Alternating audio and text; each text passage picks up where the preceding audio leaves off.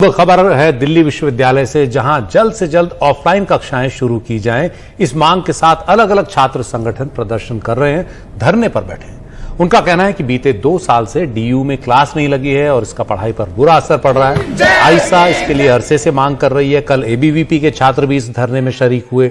Corona की तीसरी लहर के कमजोर पड़ने के साथ ही दिल्ली के स्कूल खुल गए हैं। कई दूसरे राज्यों में विश्वविद्यालय भी खुल चुके हैं, लेकिन दिल्ली यूनिवर्सिटी में क्लास अभी तक नहीं चल रही है। हमारे साथ हमारे सहयोगी हैं परिमल, दिल्ली यूनिवर्सिटी में इस पर फैसला अभी तक क्यों नहीं आया, जबकि जो छोटे बच्चे हैं 12वीं तक के छात्र हैं उनके स्कूल खुल रहे हैं?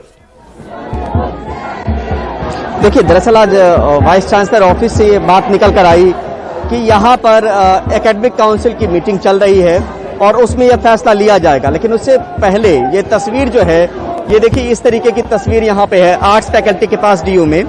पुलिस की अच्छी खासी मौजूदगी और बैरिकेडिंग यहाँ पे किया गया है। एक तरीके से छावनी में तब्दील है दिल्ली यूनिवर्सिटी और पिछले 3 दिनों से ये आंदोलन जो है वो लगातार जारी है। दूसरी तरफ ये रास्ता जो है वो बिल्कुल बंद कर दिया गया है, जहाँ पे सिर्फ पत्रकार आ सकते हैं, कुछ एक स्टूडेंट पैदल आ सकते हैं, बाकी पुलिस की वहाँ पे आगे मौजूदगी है। तो दूसरी तरफ ये वीरानगी आपको नजर आएगी। इस तरफ लेफ्ट के लोग हैं, आगे जाके उस तरफ एबीपी के लोग भी जुड़े हैं अपनी मांगों के साथ और कुछ लोगों से बात करने की कोशिश करते हैं। जो आंदोलन हालांकि पुराना रहा है, लंबा चला है।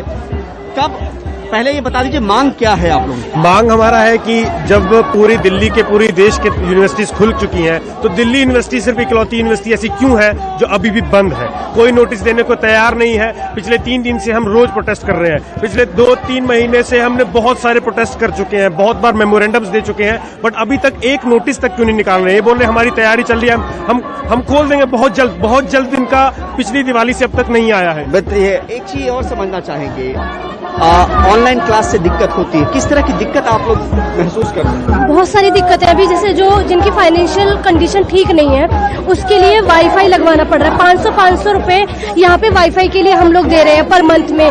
जो अदर स्टेट से जो लोग आते हैं दिल्ली यूनिवर्सिटी के अंदर, यहाँ का डाटा खुद बोलता है कि 70% लोग बाहर से आते हैं अदर स्टेट से, तो वो यहाँ पर आके कैसे सर्वाइव करेंगे? 500 रुपए हर महीना दें और उसके अलावा लैपटॉप आपको चाहिए। उसके अलावा ऑनलाइन एजुकेशन के अंदर जो टीचर्स हैं उनके साथ में उस तरह का इंटरेक्शन नहीं होता कि आप सवाल पूछ पाए। तो हम सिर्फ यहाँ पर पढ़ने का मतलब ये नहीं कि हम डिग्री लेने आए हैं। कुछ लोग कह रहे थे कि वीसी को माफी मांगनी चाहिए, जो परसों कुछ आप लोग के महिला साथी थे उनके साथ भी गांड वगैरह की। हाँ बिल्कुल, तो क्या मांग हम लोगों की ये डिमांड थी। हम लोग परसों भी वाइस चांसलर ऑफिस के बाहर हम लोग प्रोटेस्ट कर रहे थे। हम लोग अंदर गए तो वहाँ पे शाम जब हुआ, लगभग 7 बजे तक हम लोगों का प्रोटेस्ट चला। शाम को हम लोग कुछ ठंड लगने लगी तो हम लोग कंबल मंगाए। तो यही जो दिल्ली विश्वविद्यालय का जो गार्ड थे, हमारी महिला साथियों के साथ हैरेसमेंट किए। हमारे कुछ साथियों को इन्होंने ब्लेड मारा और हमारा कंबल तक इन्होंने नहीं दिया। और फिर उसके बाद से हमारी ये दिल्ली पुलिस आती है, लाइट बंद करते हैं। दिल्ली कैंपस के अंदर वाइस चांसलर ऑफिस के सामने यही दिल्ली पुलिस लाइट बंद करती है और उस अंधेरे में हम तमाम सारे लोगों को टांग के बसों में घुसाती है और उसके बाद मारते हुए लेके जाते हैं। तो ये जिन लोगों से बात कर रहे थे, ये लेफ्ट विंग से जुड़े लोग हैं, दूसरी तरफ राइट विंग के लोग हैं, लेकिन मांग एक ही है कि कैंपस खुलना चाहिए। और ये मांग में ये बताया जा रहा है, यहाँ पर ये लोग कह रहे हैं कि कल शाम से एबीपी के लोग जो है वो जुड़े हैं, छात्र संगठन जुड़ा है। तो कुल मिलाकर एक आवाज बुलंद करने की कोशिश हो रही है जो तमाम छात्र संगठन है उनकी तरफ से कि कैंपस किसी भी सूरत में खुलना चाहिए।